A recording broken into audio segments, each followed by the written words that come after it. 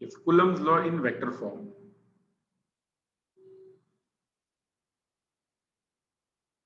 Coulomb's law in vector form. Exam में क्या करना है, सबसे पहले एनसीईआरटी वाली डायग्राम। एनसीईआरटी के डायग्राम में क्या है, Q1 यहाँ पे दिया हुआ है, Q2 इस साइड दिया हुआ है और Q3 नीचे दिया हुआ है, ठीक है। और यहाँ पे है पॉइंट O। पॉइंट O सबसे पहले सबके पोजीशन वेक्टर्स बता दो।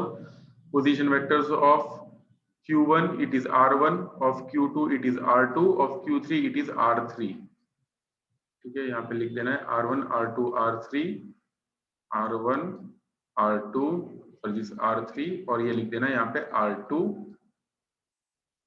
देन सभी पॉइंट से Q1 की तरफ एक फोर्स बताना है, ठीक है। ऐसा कंसीडर करना है if all the charges are repelling, यानी तीनों के तीन चार्ज अगर मान लो पॉजिटिव हो या फिर तीनों अगर नेगेटिव हो तो Q1 पे फोर्स कैसे लगाएंगे। तो the force acting on Q1 will be like this. ये Q1 को थोड़ा नीचे कर देता हूँ इधर। Q पे फोर्स Q2 कौन सी डायरेक्शन में लगाएगा, it will exert a force in this direction. Q3 force ये डायरेक्शन में लगाएगा, ठीक है। इनके लाइन ऑफ एक्शन में एक्सटेंड कर रहा हूँ आगे ऊपर की तरफ,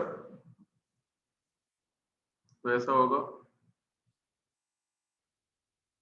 ये जो Q3 लग रहा है वो ऐसा हो जाएगा, this is force acting on 1 due to 3, धक्का लगा रहा है ना 1 3 को, वैसे ही 2 जो है वो 1 के ऊपर ये डायरेक्शन में फोर्स लगा रहा है। This is force acting on 2, sorry 1 due to 2। इन दोनों का जो रिजल्टेंट होगा बनाना है हमको कैसे, लाइक दिस, ऐसे कुछ पैरेललोग्राम जैसा बना दो and this will be the resultant vector, ठीक है। ऐसे रिजल्टेंट वेक्टर आपको बताना है। तो this will be force acting, resultant force, ठीक है।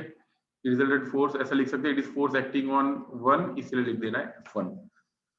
चलो इस वेक्टर को क्या बोलेंगे, देखो एरो जा रहा है R1 की तरफ, अगर 1 की तरफ जा रहा है तो क्या होगा, it will be R1 minus R2, यानी R12 बोल सकते हैं। It is R12 caret. वैसे ही अगर नीचे से ऊपर की तरफ जा रहे हैं तो उसका क्या बोलेंगे, it is called R13 carat. याद रखना इस तरह से डायग्राम बनाना है, एनसीईआरटी में दिया हुआ है वैसा वाला ही डायग्राम आपको बनाना है, ठीक है। अगर मार्क्स बोर्ड में अच्छे चाहिए तो सबसे पहले ये डायग्राम ड्रॉ कर दो, और वो लाइन कौन सी लाइन, भाई ये जो प्रिंसिपल ऑफ सुपरपोजिशन है वो है क्या, ठीक है। तो वो इन्वर्टेड कॉमा में आपको सब कुछ लिखना है, क्या लिखना है वो मैं आपको सेंटेंस ब्रेक करके बता देता हूँ। सबसे पहले ऐसी कोई सिस्टम जिसमें मोर देन 2 फोर्स लग रहे, देखो Q1 पे मोर देन 2 फोर्स लग रहे, so when more than two forces, more than two forces act on a charge, ठीक है। सबसे पहले ये कंडीशन है when, ओके। सबसे पहले क्या आएगा, when more than two forces act on a charge, Q1 पे more than one force लग रहा है, एक ये डायरेक्शन में लग रहा है, दूसरा फोर्स ये डायरेक्शन में लग रहा है। तो हम लोगों ने क्या किया इसका, देखो in order to find out ये रिजल्टेंट फोर्स फाइंड करने के लिए क्या गया, इन दोनों का वेक्टर एडिशन किया, वही हमको स्टेटमेंट में लिखना है, ठीक है। तो when more than two forces act on a charge, क्या होगा, the resultant Coulombian force is equal to, या फिर ऐसा बोल सकते हैं रिजल्टेंट फोर्स क्या किया हम लोगों ने, इसका वेक्टर एडिशन किया, is equal to vector addition, इसका वेक्टर एडिशन। देखो 1 पे 3 लगा रहा है, 1 पे 2 भी लगा, जो these are the individual forces acting on 1, तो it is equal to vector addition of forces acting on the charge, ठीक है। ये 1 और 2 मैंने पॉइंट, ये पूरा जो सेंटेंस है उसको ब्रेक करके रखा हुआ है, आप लोगों को ये पूरा स्टेटमेंट मिला के लिखना है, okay. When more then 2 forces act on a charge in a system of charge, the resultant force will be equal to the vector addition of forces acting on the charge, ठीक है। Vector addition of individual forces, individual लिखना बहुत जरूरी है, यहाँ पे individual लिखना पड़ेगा कहीं पे, एडिशन ऑफ इंडिविजुअल,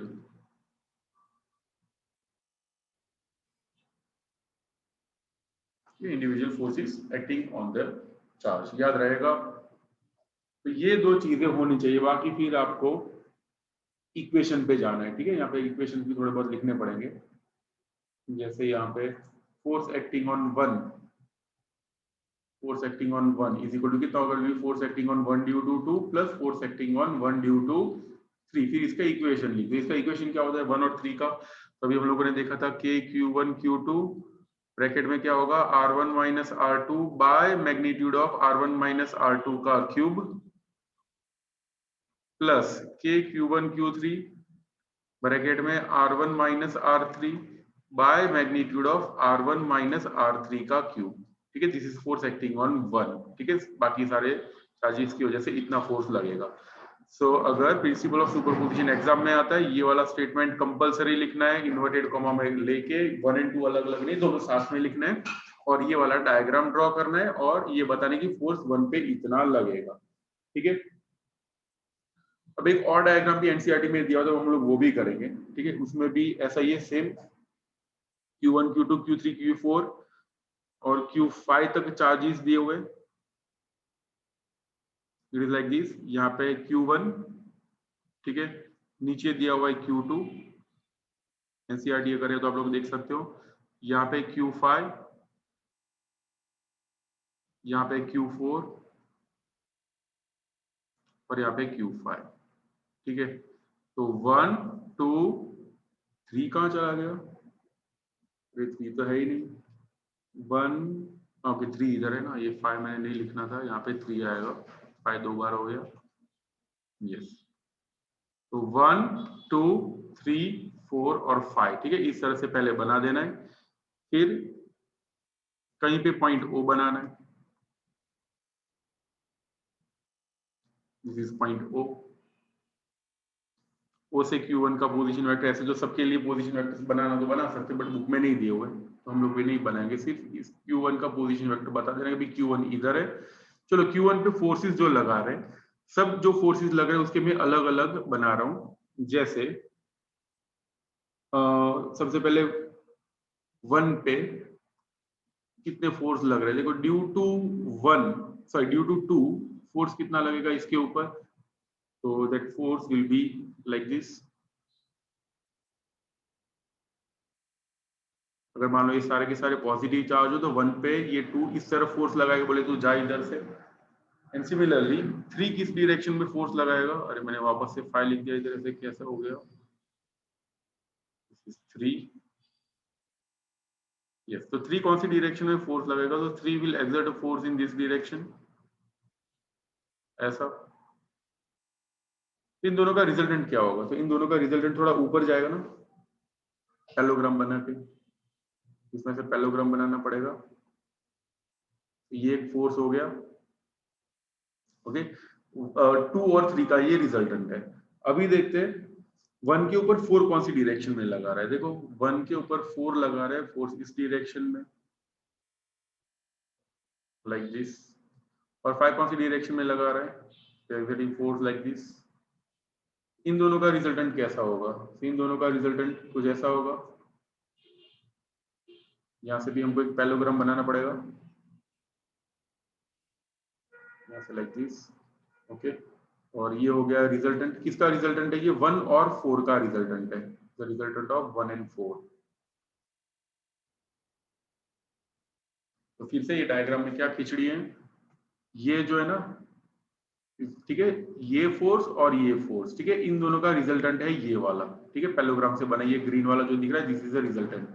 वैसे ही जो दूसरा डायग्राम बनाया हम लोगों ने, 5 की वजह से फोर्स ये डायरेक्शन में और 4 की वजह से फोर्स ये डायरेक्शन में, ठीक है, इन दोनों का जो रिजल्टेंट बनेगा वो फोर्स ये वाला होगा, ओके। वो डिलीट हो गया, आ जाएगा, अभी आ गया, चला गया,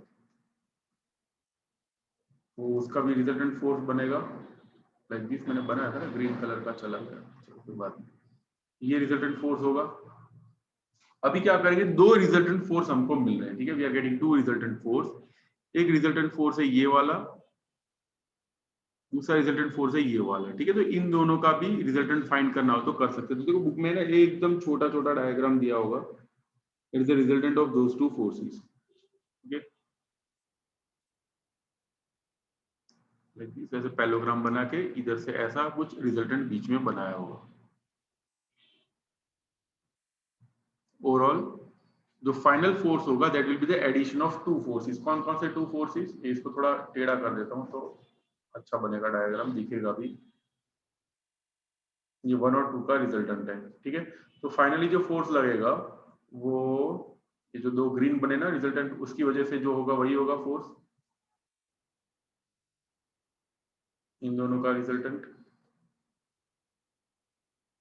इन दोनों का रिजल्टेंट कैसे बनाएंगे, वैसे ही जैसे पहले किया था हम लोगों ने।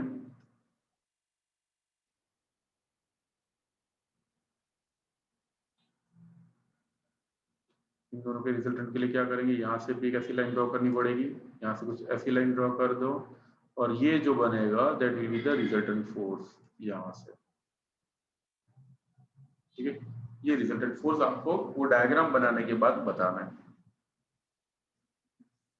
और ऐसे कितने फोर्स चार्जेस ले, यहाँ पे we have taken 5 charges. So in case of more than 1 charges यानी 5 सिस्टम वाली चार्ज हो तो टोटल फोर्स कितना लगेगा, total force will B F1 force acting on 1 is equal to force acting on 1 due to 2 plus force acting on 1 due to 3 plus force acting on 1 due to 4 plus force acting on 1 due to 5।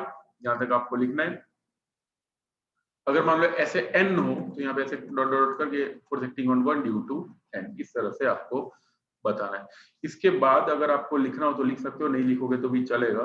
ये एक दो ऐसा लिखना हो तो लिख सकते हो, जैसे Q1 Q2 ब्रैकेट में R1 माइनस ये जो लिखा था ना उस तरह से 2 या फिर 3 ऐसे स्टेटमेंट सॉरी ऐसे इक्वेशन के पार्ट्स लिख सकते हो, ठीक है। 1 2 और 1 3 मैंने लिखा है, 1 2 1 3 फिर ऐसे n करके Q1 और Qn लिख सकते हो। Coulomb's law in vector form.